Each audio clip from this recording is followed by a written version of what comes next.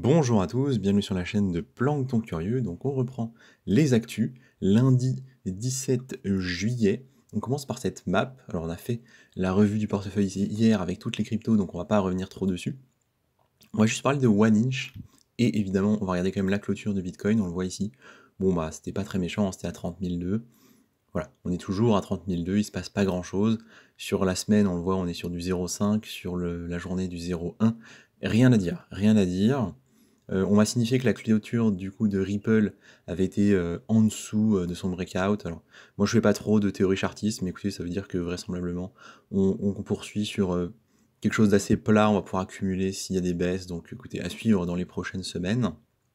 Un mot sur OneInch, c'est quand même curieux, hein, qu'il fasse 40%, donc OneInch, on a fait la vidéo il y a quelques temps dessus.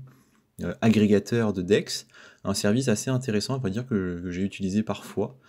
Pourquoi est-ce qu'il pump? On ne sait pas trop. Il n'y a pas d'énormes news évidentes qui sautent aux yeux, mais j'ai quand même trouvé ce tweet où ils font un récap assez régulier de leurs activités. Je pense pas que ce soit là les différents événements, notamment à Paris, qui entraînent une hausse de 40%. Je pense que c'est plutôt la mise à jour Fusion du coup, avec du coup un nouveau standard pour leur DEX, qui doit générer de l'émulation, un peu vous savez, de Buy the Rumor, et peut-être qu'il y en aura du Sell the News plus tard.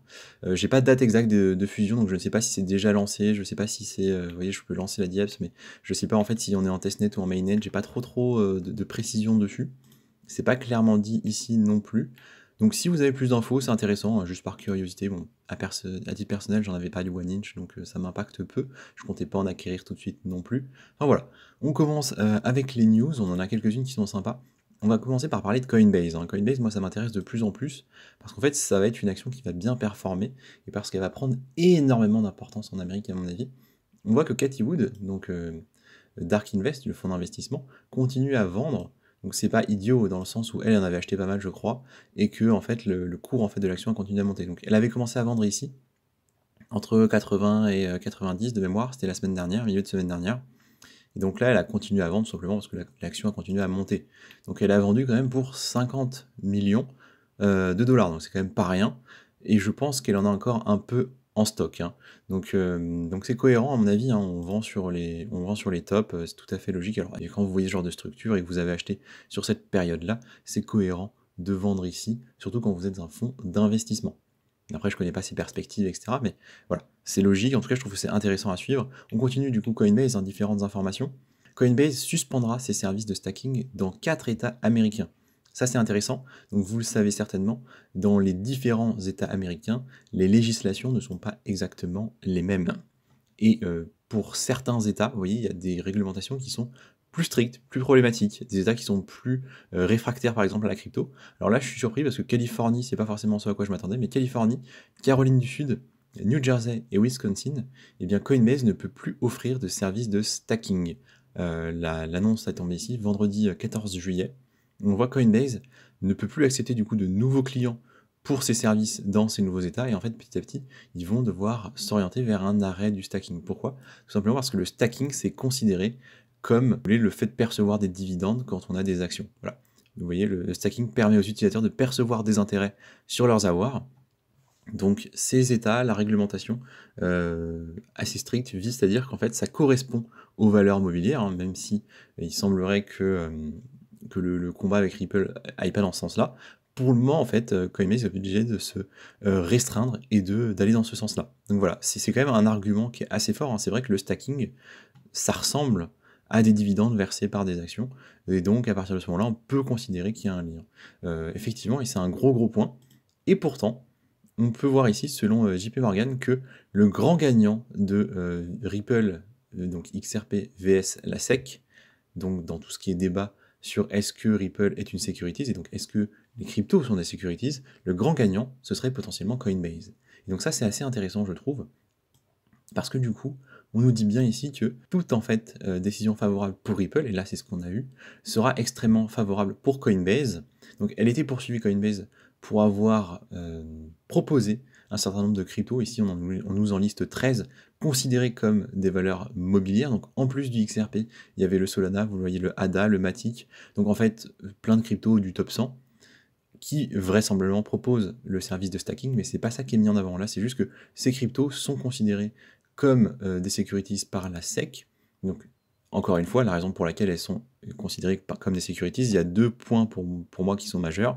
Il y a le stacking et il y a le type d'émission. C'est-à-dire que je vous rappelle que dans la décision de la SEC, si Ripple n'est pas considéré comme securities, à moins que la SEC fasse appel par le juge, il y a d'autres points qui entrent quand même dans le cadre des securities, notamment l'émission initiale de tokens, c'est-à-dire les ICO, les IPO et les launchpads, ça c'est considéré comme des systèmes qui correspondent aux actions. Donc il suffit que initialement ces projets aient eu un lien avec ce type d'émission pour être considérés comme des securities. Donc vous voyez, on n'est quand même pas du tout libéré de la chose. En tout cas, JP Morgan, eux, considèrent que Coinbase bénéficie largement de la situation, et ça va peut-être être lui, le grand gagnant en fait de cela, en devenant potentiellement vraiment l'acteur majeur crypto en Amérique. Ce serait pas du tout surprenant, et je pense que c'est à suivre avec grand intérêt Coinbase, c'est pour ça que j'en parle aussi longuement dans cette vidéo, parce que je trouve qu'on a tendance à trop se concentrer sur les projets crypto, il faudrait pas complètement négliger les projets de la finance tradi, mais qui ont un lien direct, et donc Coinbase, à mon avis, est en première ligne là-dessus.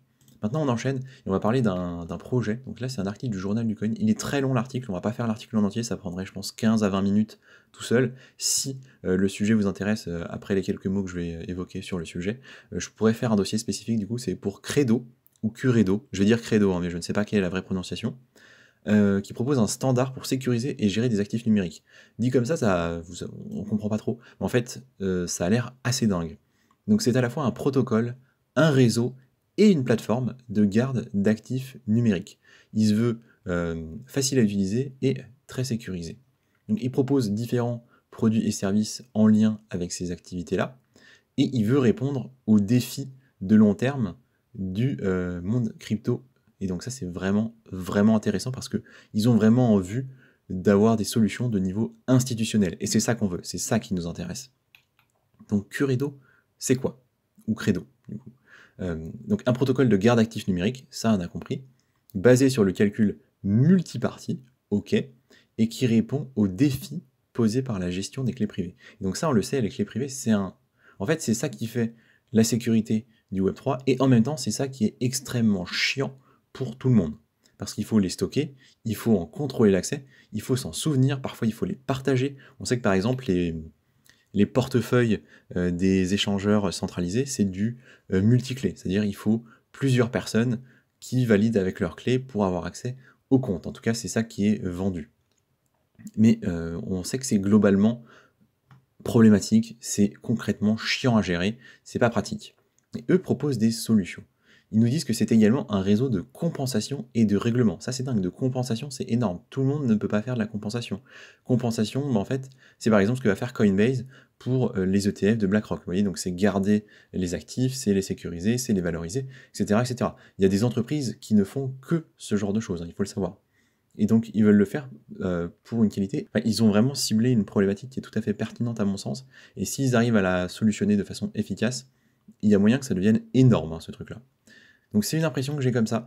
On peut aller beaucoup beaucoup plus loin. Ils nous parlent de l'équipe, ils nous parlent de l'infrastructure, ils nous parlent des services, ils nous parlent des documents. Donc ils ont vraiment essayé de lier, à mon avis, des éléments qui sont assez forts, et ils développent un projet intéressant, à mon avis.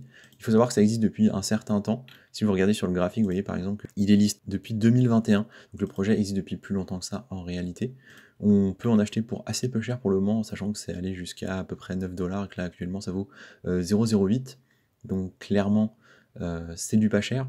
Si ça vous intéresse, je ferai une vidéo dessus. Pour le moment, on est en position 500, donc vraisemblablement des choses intéressantes. Moi personnellement, je creuse. Dites-moi si ça vous intéresse en commentaire, parce que l'article est assez long, mais je pense que ça vaut le coup de se renseigner sur ce projet-là, je le trouve assez prometteur. On continue ici avec de la technologie sur Coin du coup. Donc le P38, l'idée en fait c'est de se servir du Lightning Network et de Blockstream pour envoyer des messages à des destinataires qui n'ont pas internet. Alors il faut quand même un dispositif qui coûte dans les 500 $. On peut aussi faire un truc maison, un truc DIY.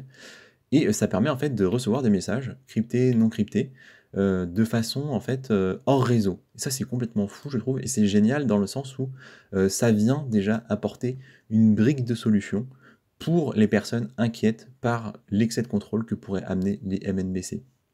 C'est pas vraiment ce que nous dit l'article, mais moi c'est ça que je comprends tout de suite en fait. Ce que je comprends là en fait c'est que, voilà, on va avoir du contrôle qui va arriver vraisemblablement dans les années à venir avec les MNBC, et on va avoir des gens qui vont chercher des solutions à ça, qui vont chercher à contourner, et moi j'en vois une ici. Ça me semble assez évident. N'hésitez pas à me donner votre avis, hein, parce qu'il y a certainement d'autres façons de voir la chose, et moi c'est ce que je vois ici, et donc je vous le partage. On continue avec des petites news assez rapides. Binance qui va faire son hard fork, donc c'est pour la Bitcoin Chain, hein, c'est la plateforme sur laquelle est construit Binance, et donc ça va toucher à tout ce qui est sécurité opérationnelle. Et donc là on est content de savoir que ils travaillent quand même sur leur sécurité, donc ça c'est bien. Cardano qui fait un pas de plus vers la décentralisation, c'est assez intéressant Cardano, je pense que c'est à ne pas enterrer. Au cours de l'année, ils ont eu plus de 50 ateliers avec près de 1000 membres de la communauté, c'est pas du tout négligeable, on bien marqué d'avoir 1000 membres actifs qui viennent, qui travaillent, et donc ils ont développé un système. L'idée c'est que toute la communauté puisse voter à chaque demande, mais ça vous me direz en quoi est-ce différent des DAO. C'est pas clairement émis ici. Donc est-ce que la communauté, ce sont les gens qui ont des tokens? Est-ce que du coup on a un système qui est un peu différent? Parce que actuellement ce qu'on connaît comme système dans les DAO, c'est j'ai X tokens et donc j'ai tel poids. Le poids est relatif au nombre de tokens que je possède. Donc concrètement, ceux qui sont les plus riches ont le plus d'impact dans la gouvernance. Donc là, je suppose que c'est quelque chose d'un peu différent, mais c'est pas clairement décrit.